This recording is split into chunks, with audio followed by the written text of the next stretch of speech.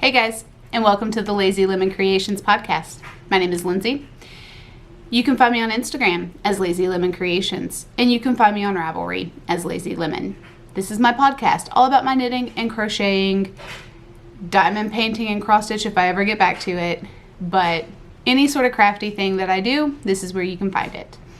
I live in the heart of the New River Valley with my husband and our 2 kids. Everybody is out of the house today, so I am back in the house today, so let's get this episode recorded. I'll talk more in life about why last week was a skip. So, let's jump into it. And I don't have any finished objects to show you, but I do have a finished skein of yarn to show you. So, let's pull that out first. So, my best friend came in about a month ago, and we went and spent the day out in town and everything like that. And we went to Michael's. We found this yarn. It's the Caring Cakes, and it's the Perfect Phasing Cloud Cake. And she's like, I would love a blanket in that color. So it is called Royal, and I decided that I would make her a blanket in it. So this is what I have done. The center is right there. That's the center. Sorry, that's the center. Didn't mean to flip the camera off, but it happens. That's the center of the blanket right there. And I have worked it all the way out to where it has phased all the way to white. And, hold on. I literally had enough yarn right here. If you know how a granny square blanket works, this is the end of it. And this is literally where the yarn ended. And this is where my row starts over. So it was literally perfect to start the new skein of yarn. And I had a progress keeper on here. I heard it. I heard it when I clicked the table. The last time you saw it, I was right there at that orange progress keeper from Twin Mountain Handcrafts. And so I had done 6 additional rows from that progress keeper. And now it is ready for the next skein to be added to it. Now, when I was with her, I only bought 2 skeins. But once she went back home, it's my local Michael's, I went and got more. So I'm going to make the blanket even bigger than she's anticipating. She just doesn't know it yet. So the blanket's going to be bigger than she thinks. And I am happy to be working on this. So that is being crocheted with, I don't even have my crochet hook near me, do I? I don't think so. With a 5mm, yes I do. It's under everything else that I've got going on. The 5mm Clover Amour crochet hook for that blanket. So that's my half finished object, or as far as the original recipient thinks, that's what is halfway finished. So that's what I have been working on. And then let's jump into full-on whips that I have now. So the next closest to being done would probably be my Musselburgh hat that is living in my Happy Little Yarn orange knit fabric project bag. This is so close to being done, and if I would just sit down and dedicate the time to it, it would be completed. I just haven't done that. But look at this thing. Look! It is so big. But I'm trying to use up as much of the yarn as I can, even if it's extra large. Well, it won't be extra large in size, but it might have extra fabric to it. But it's for my son, so it's something he can grow into because he's only 6. But the last time you saw it, I was right there. Another progress keeper from Twin Mountain Handcrafts. And I did all of that, which is a good, I don't know what, 6, 7 inches? Something like that? I don't know. I don't have a tape measure near me. I should. I don't. But yeah, it's something that I probably need to start the decreases on. I have this much yarn left.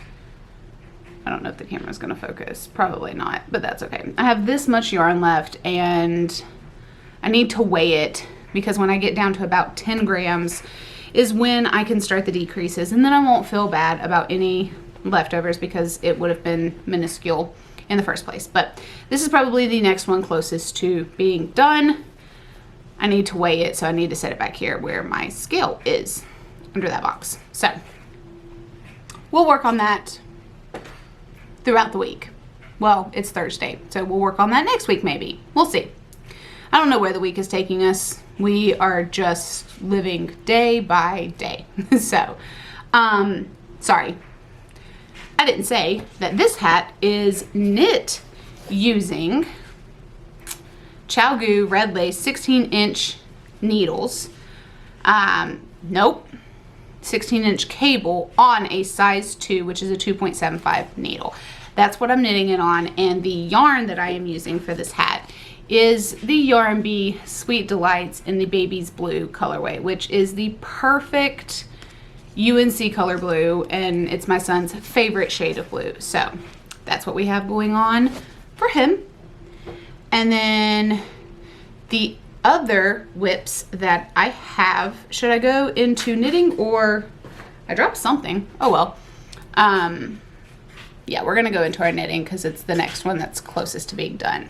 So in my Mountain State Stitches bag, it's my Christmas bag, so that must mean it's my Christmas socks, and it is.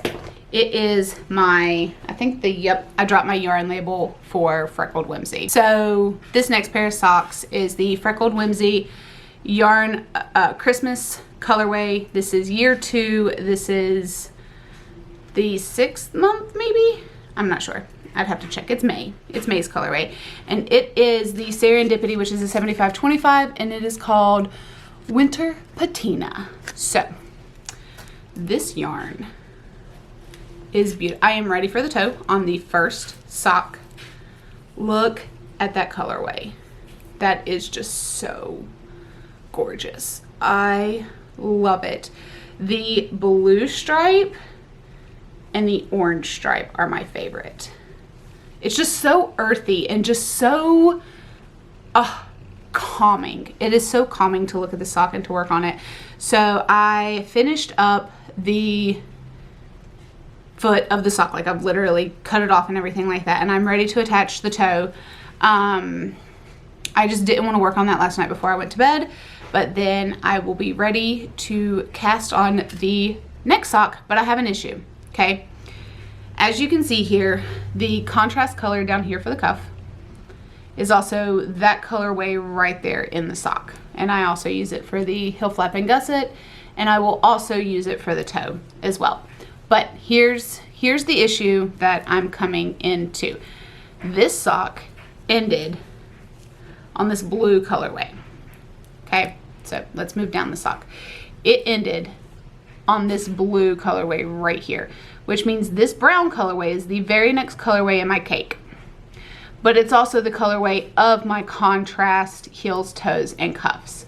So my question is, do I start the sock with that color and it just looks like a cuff with a little bit of extra to it, or do I just wind off those 5 rounds and start with this steely gray color for the next sock, which is not going to match? They're not going to match anyway, which is fine by me. It doesn't bother me that they won't match, because to get them to match, I would have to go all the way up here to this like limey green color to get it to start, because this one started with like 2 or 3 rows of the limey green, and I don't want to do that. That's not on the agenda. But what could be on the agenda is just skipping the one stripe. So let me know down below if I should do that, if I should skip an entire stripe, or just let the cuff and the next color work together as brothers. So that's what I'm working on now, and hopefully we'll have that finished by next episode. And that's what I've been knitting. Oh, I knit them on a ChiaoGoo red lace 32-inch cable, and this is a size 1.5, which is a 2.5 millimeter needle. Also, ChiaoGoo has now bought out signature needles. I am very interested to see what that is going to become for straights, and also if they're going to expand and do circulars as well. I don't know. I just saw that it's happening and I'm excited for it. So The last thing that I have been working on, aha, it's in front of me here. I was looking for it and it's staring me in the face, is the gray blanket that I had started. Here we go. That is the gray granny square blanket, Lord, that I am working on for this baby that's coming later this fall. And I have a progress keeper on it, which we can move up. Actually, I need to move the progress keeper on everything, and this is the first project that it decided to click in my head to do so. So let's move it up on this gray blanket. There we go. Again, Twin Mountain Handcrafts, just a little progress keeper. But this is the gray granny square blanket. It is the Lion brand ice cream scoop in the cookies and cream colorway. And for that one, I am using a 4mm clover crochet hook for that. Just a continuous granny square. When I get to the center point, I go back the other way so that the blanket doesn't tilt. But it's a baby blanket, so it's okay if it tilts. But I've been working on that as well. I really made progress on that once I finished this blue blanket that again is sitting right beside me. And let's go ahead and move its progress keeper, which I will remember the fact that I was about to tie in the second ball. But if I don't move the progress keeper, I will forget that that's where my most recent update has been. So I'm actually going to move this over like 4 or 5 stitches, just because with tying on the new skein to this one, I don't want, so I added it there and like we're right here. So I just don't want there to be any sort of knot issues. But yes, that is my projects. That's what I've been working on. I'm also going to do it to the hat while I've got it right here beside me. For everything, all the whips, no FOs, and that's kind of surprising considering I took a week off from podcasting. So let's get into life and explain what happened. So last week, my son Emrys, who is 6 years old and has B-cell leukemia, he has ALL form of leukemia, which is the milder form of it, if you know anything about it. So we have acute lymphoblastic leukemia, and he was supposed to receive a transfusion on Tuesday, and that was the 5th. Well, that didn't go as smoothly as we had hoped, and we ended up being there a little longer than just the 5-hour infusion. We actually ended up being admitted for 2 days because we were having an issue with his port with returning blood. We thought we were going to have to go in and do surgery and move his port. Thankfully, we didn't have to. Complication with the medication was causing a clog. It was a whole ordeal. He is fine now. I am fine after my anxiety meds, but I am fine. He is fine. It was a scary 2 days of just wondering, what are we going to do? So last week, I did not podcast on Thursday because that was the day we returned home, and it was like 11:30 that night, and he's like, I don't want to go to school tomorrow. And I was like, you don't have to go to school tomorrow because we've been in the hospital and you just got home tonight. We're going to skip. So we skipped school on Friday, and then he wanted to go to his t-ball game on Saturday. So he was feeling just fine. Little trooper, he is for sure. But it was a very stressful week last week.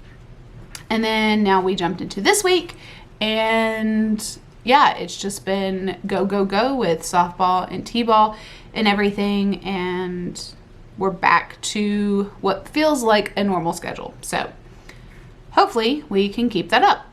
We shall see. We don't know. But that is a little bit of what's going on as far as Emrys goes. Ellie is still enjoying her softball. She actually had a game canceled yesterday because we had a thunderstorm roll in that was a very loud thunderstorm. And we got to watch it from the front porch. It was really nice, but yeah, definitely no softball yesterday. And so she now has 2 games left and 1 to reschedule. And then that wraps it up for both of them for ball, because Emers's wraps up next week. So it's been a very busy month of every night being on a ball field, to then all of a sudden we're going to end it up next week and I don't know what to do after that. So we've enjoyed it a lot. We've enjoyed the baseball and the softball and just watching both of our kids play and put their heart out there on the field, and it's been wonderful. So yeah, then reading and watching. I have not watched anything as far as TV goes. I've got like 5 episodes of Law and Order to catch up on, SVU, and I was watching Supernatural that I can recall. I haven't watched it. My free time has been on reading. I am tandem reading Empire of Storms and Tower of Dawn for the Throne of Glass series, and I'm doing it on my Kindle, and I actually have a little like clip on how to do that on a Kindle, because people are like, how do you jump between 2 different books, especially in the bundle. If you're reading it on the Kindle bundle where you get all 8 Throne of Glass books together, can be complicated unless you know how to utilize the bookmark tabs. So that's what I've been doing, and it has been working phenomenally, and I have been reading those. I am enjoying one book a lot more than the other book, and I figured I would, but that's why I'm tandem reading it, is so that I can get through both of them at an even pace, so that I'm not trudging through a book that I don't want to read after it. So yeah, that's why I'm tandem reading it, is so I don't fall off, because I would like to get to the last book on time. I have to start that, I think, June 1st in order to keep my timeline of reading the entire Massverse series before October. So we shall see. I hope I'm doing well. I've been enjoying it. And also, if you don't read the entire Massverse series by then, if you don't get finished with it, it's okay. The book is still coming out. You read it when you get to it. So I'm trying to tell myself it is okay if I do not read the book right away. Like, this is my first time reading Throne of Glass. Throne of Glass has been out for decades. It is, well, at least a decade, maybe more. It is okay that you don't read a book as it is published. Now, does that make spoilers more prominent? Yeah, it really does. Especially in the fantasy, romantasy world, like Instagram, TikTok, it's filled with them. So if you want to avoid spoilers, okay, maybe read the book really quickly. But if you don't mind minor spoilers and you can still digest the story, then do it at your pace. It's reading. It's meant to be fun. It's not meant to be a chore. So that's everything I have. I am going to get off of here and rotate laundry at some point whenever the dryer decides to stop flipping the towels around. And I will catch